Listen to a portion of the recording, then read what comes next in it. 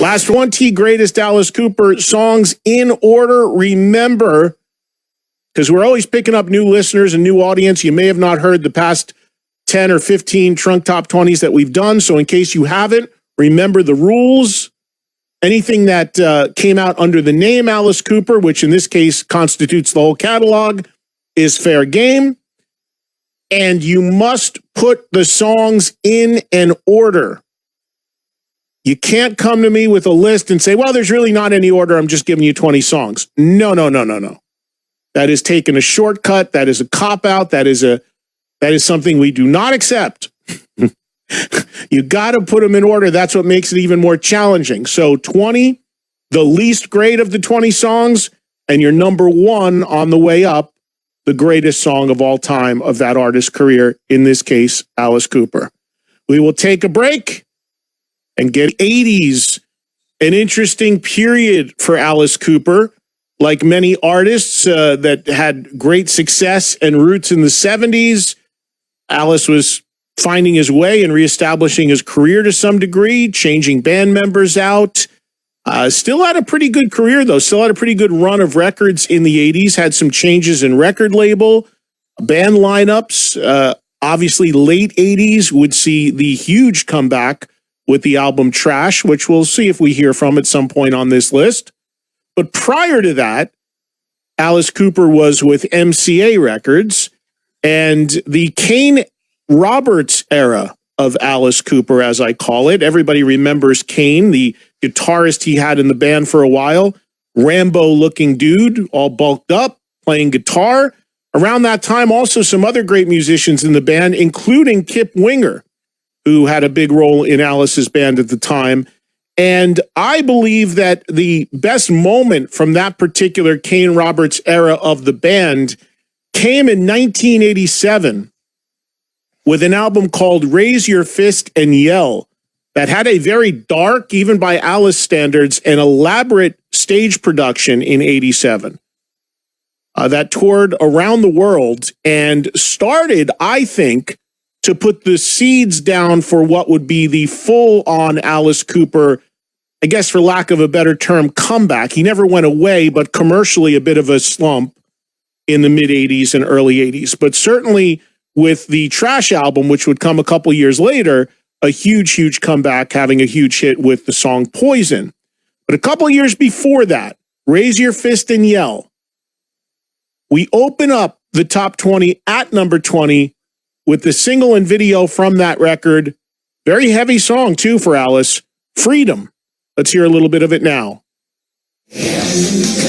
It's, Kip Winger, of course, and Winger would go and have a huge career. Kip was part of that recording. Many people know that Kip Winger, Reb Beach, Paul Taylor, all were part of Alice Cooper's band at one point around that time. And that, I think, was the last thing Kip did with Alice before starting his own band, Winger, and having, of course, great success around that time as well.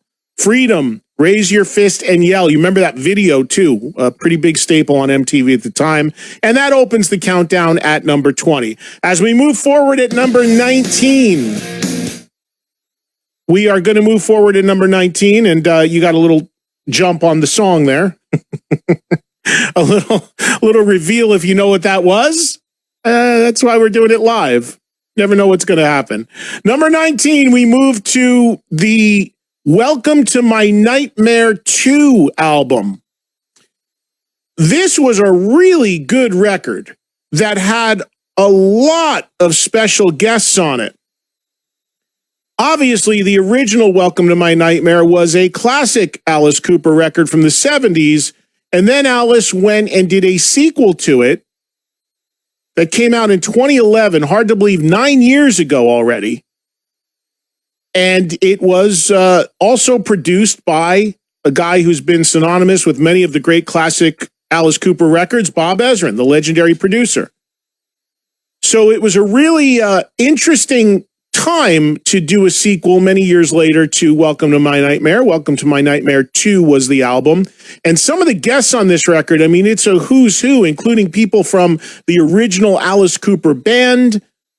Desmond Child got involved in the record. Everyone from Kesha to Vince Gill to Rob Zombie to John Five.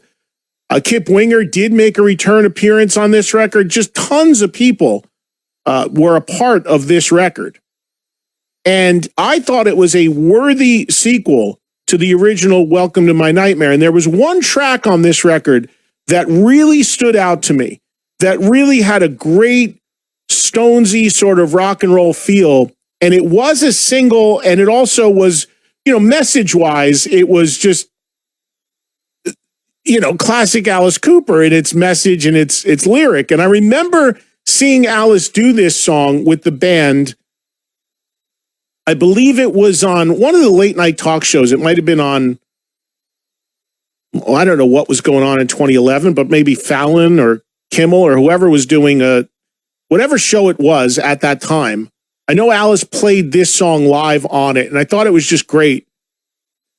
The song is called, classic Alice Cooper title, I'll Bite Your Face Off. It's just a great, awesome rock and roll vibe.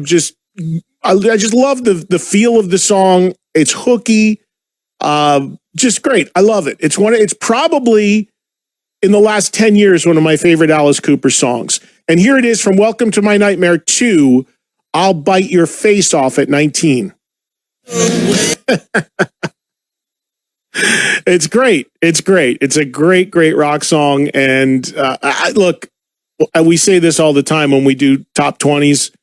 There are so many other songs I'd love to include from later periods of an artist's career, right up until, Alice's most recent single.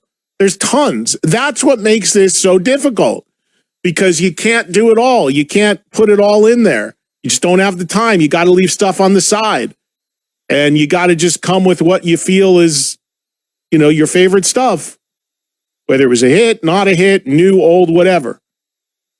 So from 2011, and I will reveal to you now that is, I believe, the most current and most recent track, with all respect to the newer stuff. Probably, I think that's going to come out as being the most recent track that shows up on my 20. All right, let's keep it moving. As we move to number 18.